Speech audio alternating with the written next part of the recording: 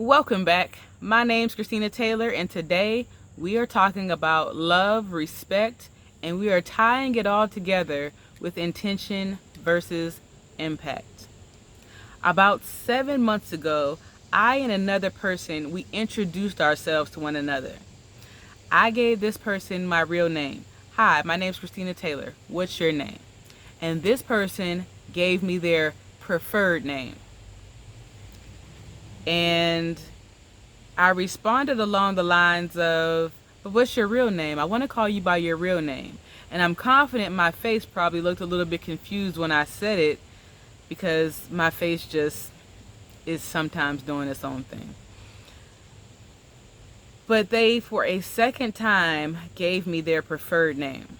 And again, I uttered the same silly words. I said, but what's your real name? I want to call you by your real name. And they probably responded with the same answer and gave me their preferred name for, I think that's the third time now. And I decided in that moment to kind of let it go because I don't want to argue and debate with anybody, but I kind of let it go in that moment. But what I realized later on, much later, is that when they gave their preferred name to me, it went through my mind and it went through this filtration process based on past experiences, thoughts, and beliefs. And somewhere in that filtration process, my mind decided that that's not what's most comfortable for me. And my response told this other person that my preferences on what I call you matters more than your preferences on what I call you. And it dawned on me yesterday when I heard another person refer to this person by the preferred nickname that they gave me. And it didn't hit me all at once. Later on, last night, it all came together and I realized that I wasn't respecting this person's wishes and I wasn't loving this person the way they want to be loved. Telling somebody your name and how you want to be addressed when they speak to you is a personal choice. It is also a personal preference, and every human being should have the right to decide that. And I took it upon myself to make a different choice based on my preferences and what is most comfortable for me. And I realized that although my intentions were good of, I want to call you by your real name, I'm confident that my impact was not good. I haven't spoken with this person, so I don't know the true impact that I had, but I know enough to know that what I did made this person not feel seen and it made this person not feel heard. And I'm confident it didn't make them feel loved or respected. When I speak about preferences, because I know somebody's going to try to take it out into left field, we are just talking about a preferred name. I know there are a lot of other preferences that people have in the world today. That's not what we're referring to. We are talking about a preferred name. And this name wasn't disrespectful, it wasn't rude, it wasn't unkind, it wasn't comfortable for me. I'm saying all of this because as parents, sometimes parents, when you get the title of becoming a parent, sometimes there is a tendency to assume that with the title and authority and power of a parent, that means that what you say goes, no matter how it influences or impacts your child. And I want to let you know that that's not okay. An example of that would be sometimes, especially with little children, parents will sometimes tell our children that when they're around other people, maybe they're around our good friends or maybe they're around actual family members, we'll tell them things like, go give so-and-so a hug. And we'll sometimes even push them. I saw another person do this. And you'll kind of push them into the hands and arms of another person, even though they don't really want to hug this person. And what you're doing in that moment is you are teaching your child that their preferences don't matter. Their internal communications, they don't matter. Because as a parent, you have the power and authority to override what it is that is most comfortable for them as a child. You are telling them, you are conditioning them to believe that their internal communications with their thoughts, feelings, and emotions, they don't matter. Yeah, I might feel uncomfortable hugging this person because the energy is off, but as a child, my mom or my dad is telling me, go hug them. They're kind of pushing me into their arms. So I'm learning that my preferences don't matter. I'm learning that what is comfortable and feels safe and best for me, it doesn't matter. And children, they're going to begin to develop these unhealthy adaptive behaviors based on the ways in which you are conditioning them to behave. The only valid reason why any parent would tell their child to go and hug somebody else that they are clearly stating, whether it's verbally or through nonverbal body language communication, that they don't want to hug, is because as a parent, you're more concerned about how another adult is feeling on the inside by not getting a hug from your child in comparison to how your child feels on the inside.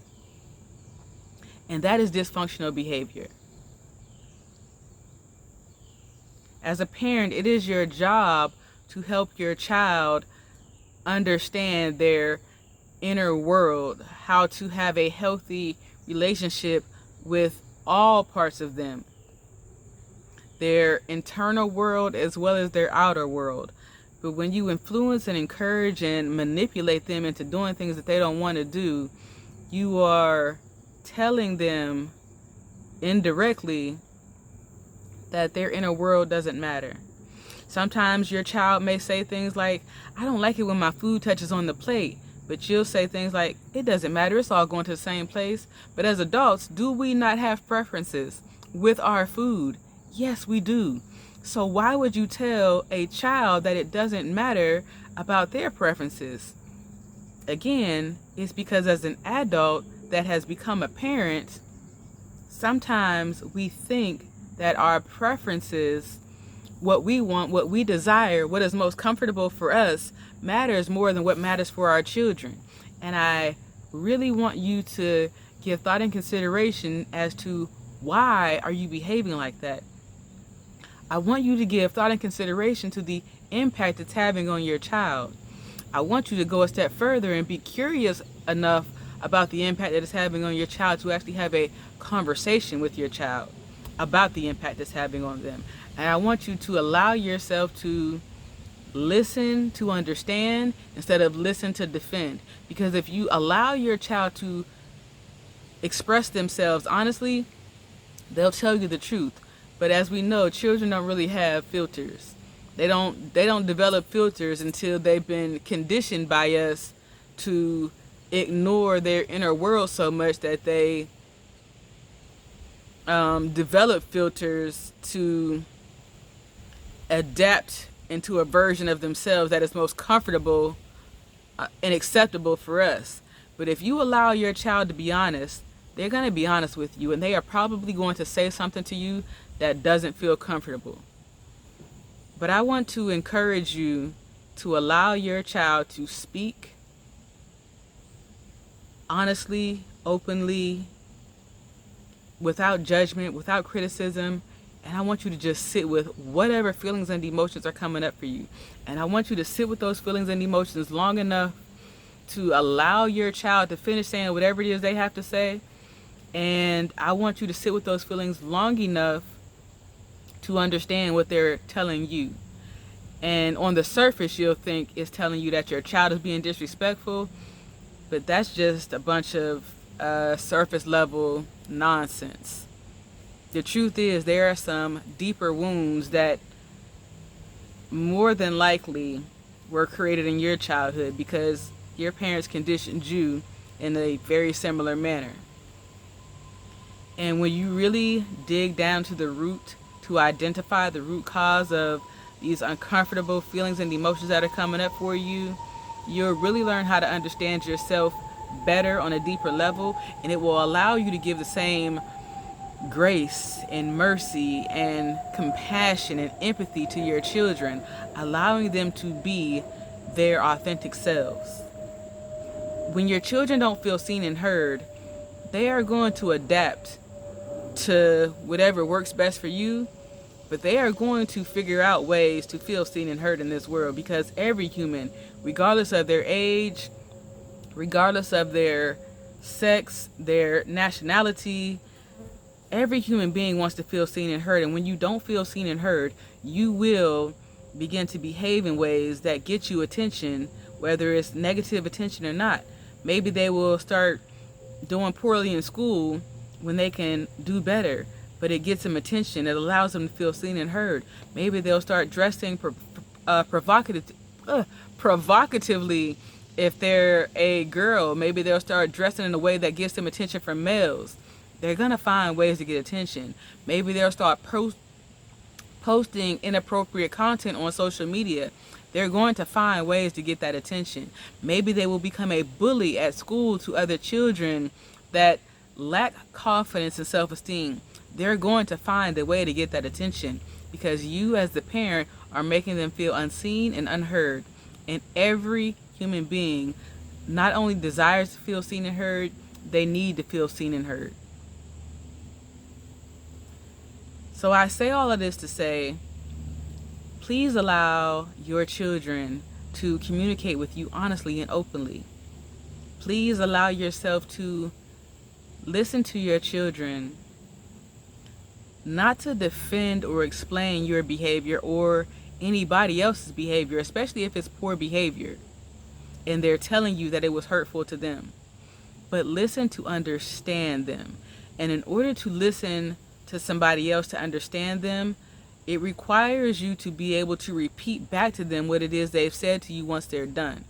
And if you can't repeat back to them to summarize what it is they've said or done once they're done speaking, it's because you weren't listening to understand. You were listening to respond.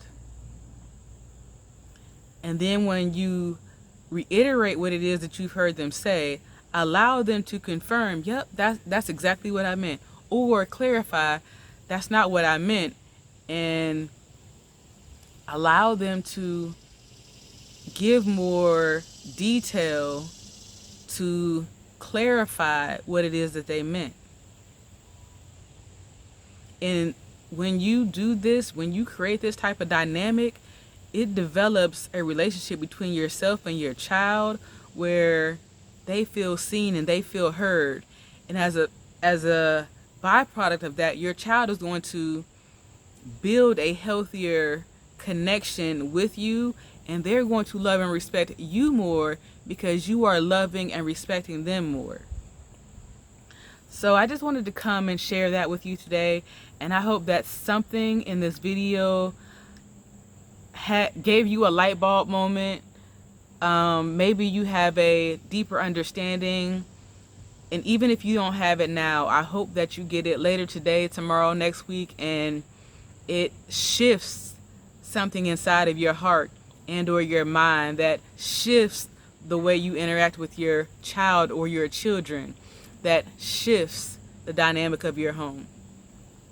So until next time, please like, comment, share, subscribe, and I'll see you in the next video.